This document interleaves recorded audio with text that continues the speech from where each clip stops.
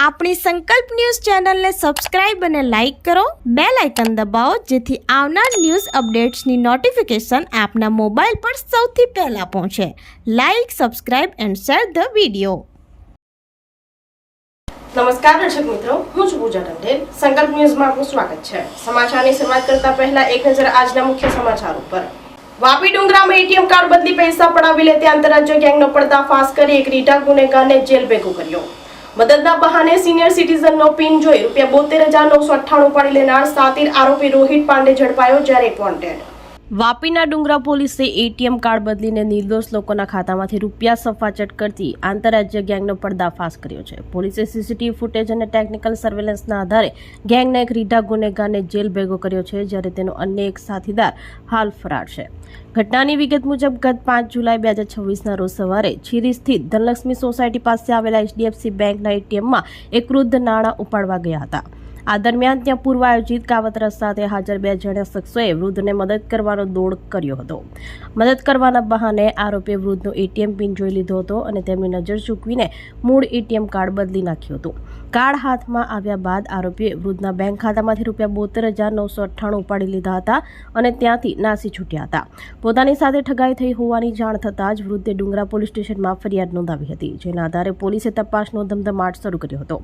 ડુંગરા PI BN ગોહિલના માર્ગદર્શન હેઠળ એક સ્પેશિયલ સર્વેલન્સની ટીમની રચના કરવામાં આવી હતી. ટીમે એટીએમ અને આસપાસના સીસીટીવી ફૂટેજ તપાસીને શંકાસ્પદ આરોપીઓનો ફોટો મેળવ્યો હતો. ટેકનિકલ એનાલિસિસના આધારે પોલીસે સાતીર આરોપી રોહિત પાંડેની અટકાયત કરી છે.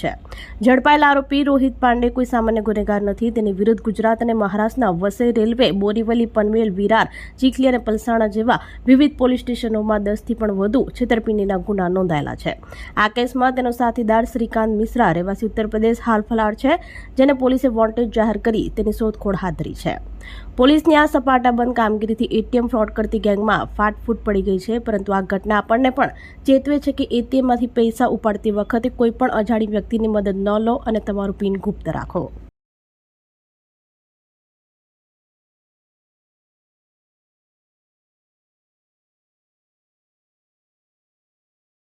દમણના કડિયા રોડ ઉપર પૂર ઝડપે હંકારતા ટેમ્પો ડ્રેનેજ લાઇનમાં ખાબકી જતા અકસ્માત સર્જાયો.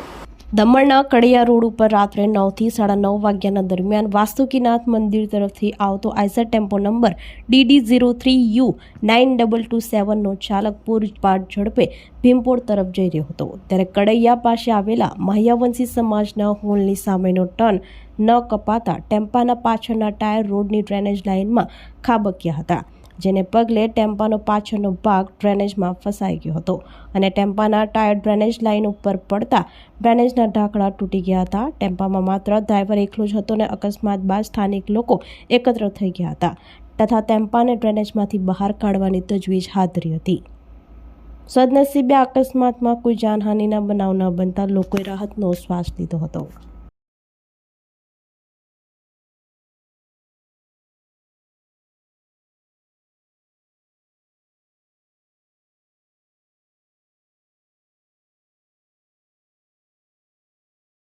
પાડીના ડુમલામાં 100 વર્ષમાં પહેલીવાર પૂરની ભયાનક સ્થિતિ સામે ગ્રામજનોએ પ્રાંત અધિકારીને આપ્યું આવેદનપત્ર.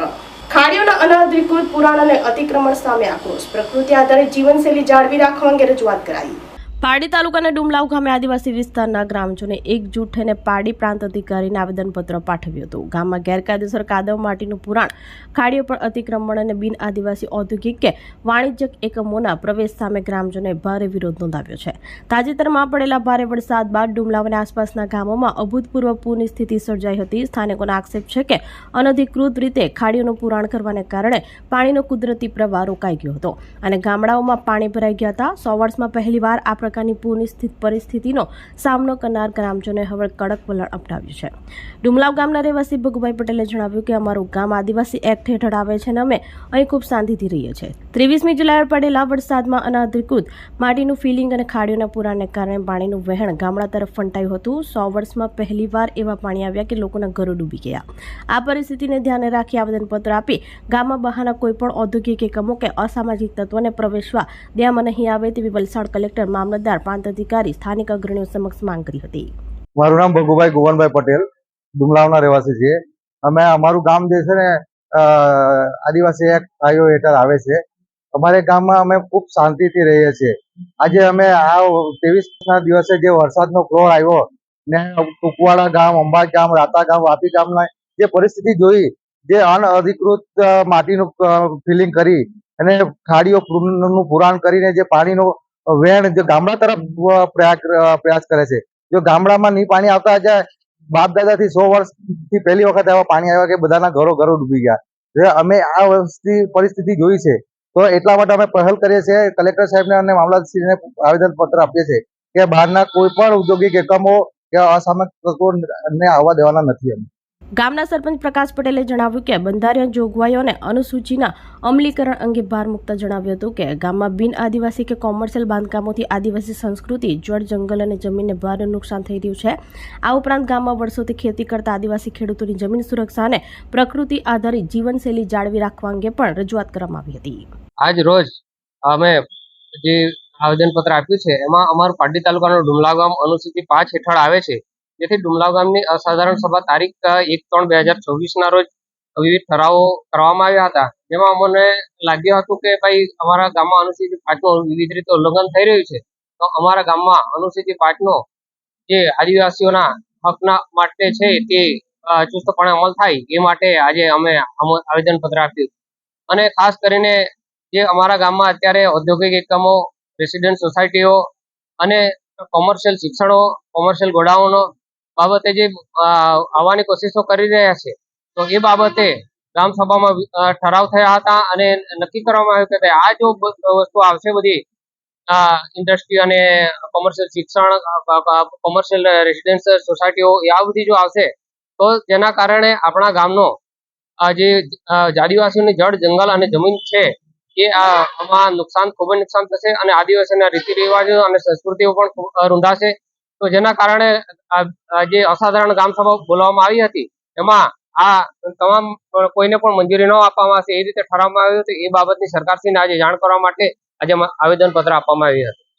આજે આવેદનપત્ર કલેક્ટર શ્રી વલસાડ, પ્રાંત અધિકારી શ્રી પારડી, સાંસદ શ્રી ધવલભાઈ પટેલ, ધારાસભ્ય શ્રી જીતુભાઈ અને વગેરેને આજે અમે આ આવેદનપત્ર આપવાના છે. જો આ બાબતે જો અમારા ઠરાવો થયા છે તે મુજબ જો ન થાય અમલ, તો પછી અમે આ બાબતે અહિંસક આંદોલન તરફ પણ આગળ વધીશું.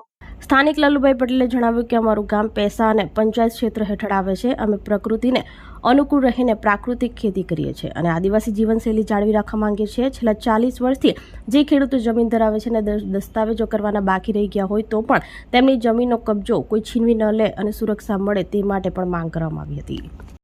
મારું નામ લલ્લુભાઈ ભીખાભાઈ પટેલ, રહેવાસી ડુમલાવ.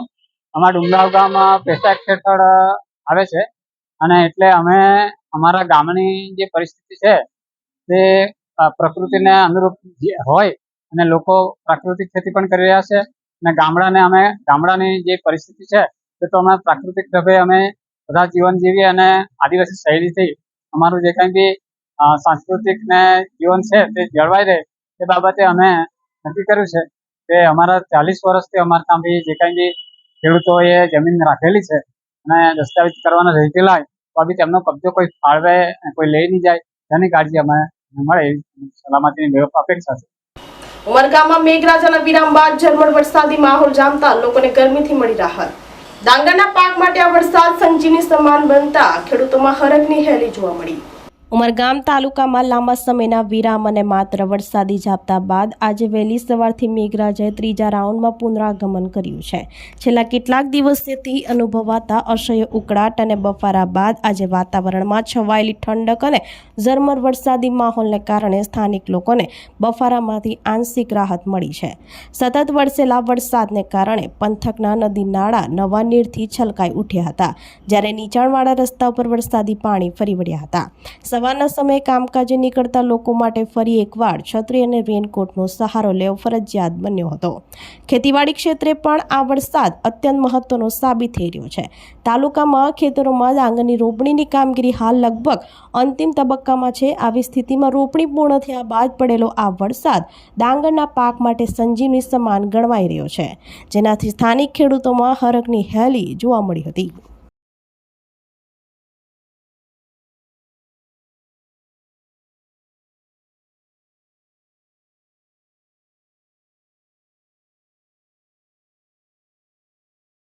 પાડી ડીસ્યુ હાઈસ્કૂલના વિદ્યાર્થીઓને પોલીસ વિભાગે કાયદાકીય અને સુરક્ષા વિષયક માર્ગદર્શન આપ્યું.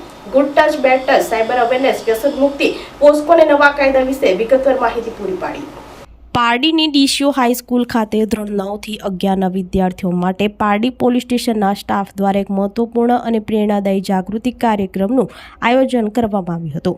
આ કાર્યક્રમ દરમિયાન પોલીસ કર્મચારીઓ દ્વારા વિદ્યાર્થીઓને વર્તમાન સમયમાં ખૂબ જ ઉપયોગી એવી વિવિધ બાબતો વિશે વિસ્તારપૂર્વક માહિતી આપવામાં આવી હતી, જેમાં ખાસ કરીને મહિલા સુરક્ષા, ગુડ ટચ, બેડ ટચનો ભેદ, પોક્સો એક્ટ, દેશના નવા કાયદાઓ તેમજ આત્મરક્ષણ એટલે કે સેલ્ફ ડિફેન્સના મહત્વ વિશે માર્ગદર્શન પૂરું પાડવામાં આવ્યું હતું. આ ઉપરાંત ડિજિટલ યુગમાં વધતા જતા ગુનાઓને ધ્યાનમાં રાખીને સાયબર અવેરનેસ, માર્ગ સલામતી માટે ટ્રાફિક અવેરનેસ અને યુવાધન ખોટા માર્ગે ન ફંટાય તે માટે વ્યસન મુક્તિ અંગે પણ ખાસ સમજ આપવામાં આવી હતી. વિદ્યાર્થીઓ અને મહિલાઓ કોઈપણ કટોકટીના સમયે મદદ મેળવી શકે તે માટે જરૂરી હેલ્પલાઇન નંબરો વિશે પણ માહિતી આપવામાં આવી હતી, જેમ કે સાયબર ક્રાઇમ હેલ્પલાઇન નંબર 1930, મહિલા અભયમ હેલ્પલાઇન નંબર 181, ઇમરજન્સી સેવા 112 જેવી હેલ્પલાઇન નંબર વિશેની માહિતી આપી હતી. શાળાના આચાર્ય અને શિક્ષકગણે પારડી પોલીસ સ્ટેશનની આ સરાહનીય કામગીરીને બિરદાવી હતી અને પોલીસ ટીમનો આભાર વ્યક્ત કર્યો હતો. વિદ્યાર્થીઓ પણ આ કાર્યક્રમમાંથી મૂલ્યવાન માર્ગદર્શન મેળવી ઉત્સાહપૂર્વક ભાગ લીધો હતો. જગ્યાઓની વાત કરીએ તો સૌથી પહેલા આપણે શિસ્તની વાત કરીશું. ડિસિપ્લિન, શિસ્ત ખ્યાલ આવી ગયો? ડિસિપ્લિનનો મતલબ એવું નથી સોફા ઉપર મોઢું ચડાવીને બેસી રહેવું. સાચી વાત? આપણે છે ને જીવનમાં સૌથી અગત્યનું જો આપણે પોતાના જીવનમાં કરવું હોય ને તો શિસ્તનું રાખવાનું.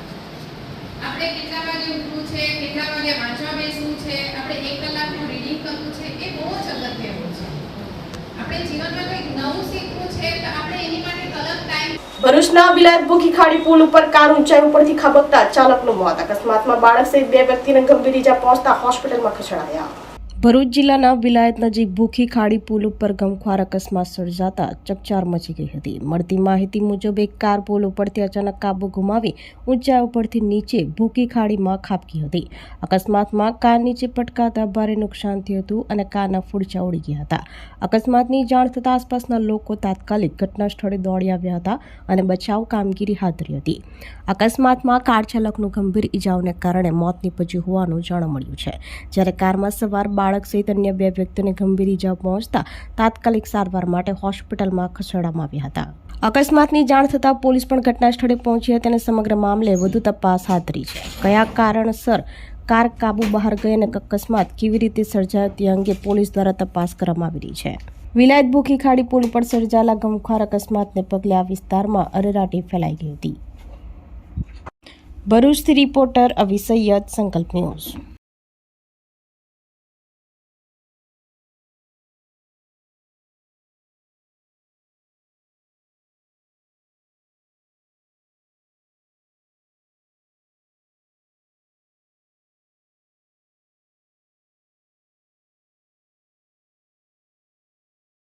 તો આ તાજા સમાચારો, નવા સમાચારો સાથે કાલે ફરી મળીશું. નમસ્કાર.